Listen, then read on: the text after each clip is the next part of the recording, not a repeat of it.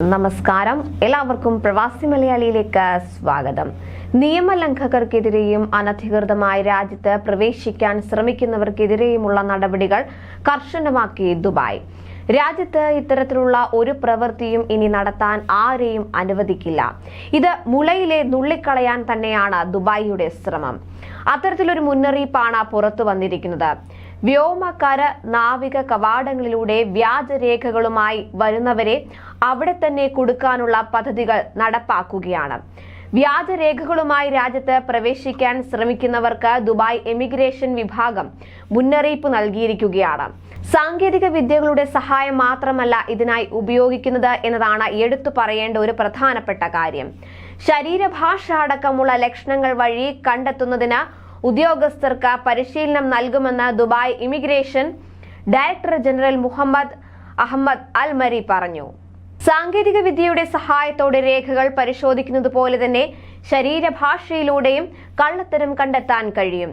രേഖകൾ പരിശോധിക്കുമ്പോൾ അവരുടെ കണ്ണുകൾ, ശരീരത്തിന്റെ ചലനങ്ങൾ ഇവ സസൂക്ഷ്മം നിരീക്ഷിച്ച് നിഗമനത്തിലെത്താൻ ഉദ്യോഗസ്ഥർക്ക് പരിശീലനം നൽകുമെന്നും അധികൃതർ വ്യക്തമാക്കി.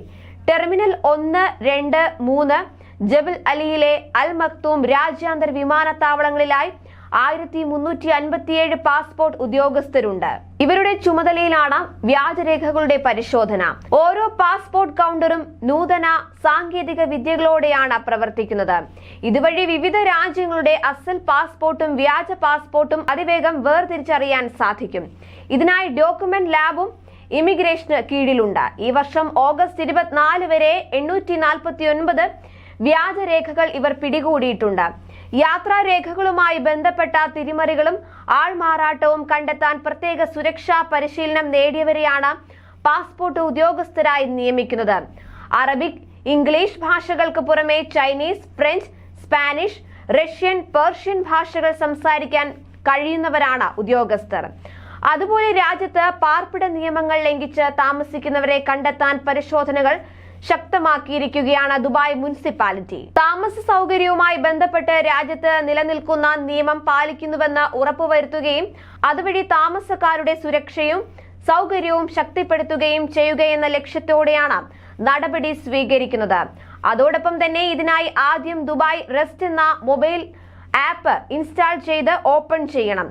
നിലവിൽ അക്കൗണ്ട് ഉള്ളവർ ലോഗിൻ ചെയ്യണം, അല്ലാത്തവർ രജിസ്റ്റർ ചെയ്ത ശേഷം ലോഗിൻ ചെയ്യണം. തുടർന്ന് ഇൻഡിവിജ്വൽ ഓപ്ഷൻ തിരഞ്ഞെടുത്ത് UAE പാസ് ഉപയോഗിച്ചാണ് ലോഗിൻ ചെയ്യേണ്ടത്. UAE പാസ് ഉപയോഗിച്ച് ഒതന്റിക്കേറ്റ് ചെയ്ത ശേഷം ഡാഷ്ബോർഡിൽ നിന്ന് തന്റെ ഉടമസ്ഥതയിലുള്ളതോ താമസിക്കുന്നതോ ആയ കെട്ടിടം തിരഞ്ഞെടുക്കണം. മാനേജ് കോ എക്വിപ്മെന്റ് എന്നത് തിരഞ്ഞെടുത്ത് ചേർക്കാനുള്ളവരുടെ പേര് വിവരങ്ങൾ ചേർക്കുകയാണ് അടുത്ത നടപടി. താമസിക്കുന്നവരുടെ എമിറേറ്റ്സ് ID, ജനന തീയതി എന്നിവ നൽകി വെരിഫൈ ബട്ടൺ അമർത്തണം.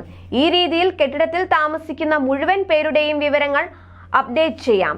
നേരത്തെ രജിസ്റ്റർ ചെയ്ത ഒരാളെ നീക്കം ചെയ്യാനാണെങ്കിൽ ഡിലീറ്റ് ഐക്കൺ സെലക്ട് ചെയ്ത് സബ്മിറ്റ് ബട്ടൺ ക്ലിക്ക് ചെയ്താൽ മതിയാകും. അതായത് നിയമം അനുവദിക്കുന്നതിലും കൂടുതൽ ആളുകളോ കുടുംബങ്ങളോ ഒരു താമസ സ്ഥലത്ത് കഴിയുന്നുണ്ടോ എന്നും കുടുംബങ്ങൾക്ക് മാത്രമായി നിശ്ചയിക്കപ്പെട്ട റെസിഡൻഷ്യൽ പ്രദേശങ്ങളിൽ കുടുംബത്തോടൊപ്പമല്ലാതെ തനിച്ചു താമസിക്കുന്നവർക്കായി വീടുകൾ അനുവദിച്ചിട്ടുണ്ടോ എന്നീ കാര്യങ്ങളാണ് പ്രധാനമായും മുനിസിപ്പാലിറ്റി അധികൃതർ പരിശോധിക്കുന്നത്. ഈ വർഷം തുടക്കം മുതൽ ഇതുവരെ 19,837 ഫീൽഡ് വിസിറ്റുകൾ ഇതുമായി ബന്ധപ്പെട്ട് മുനിസിപ്പാലിറ്റി പൂർത്തിയാക്കിയതായി അധികൃതർ അറിയിക്കുകയുണ്ടായി.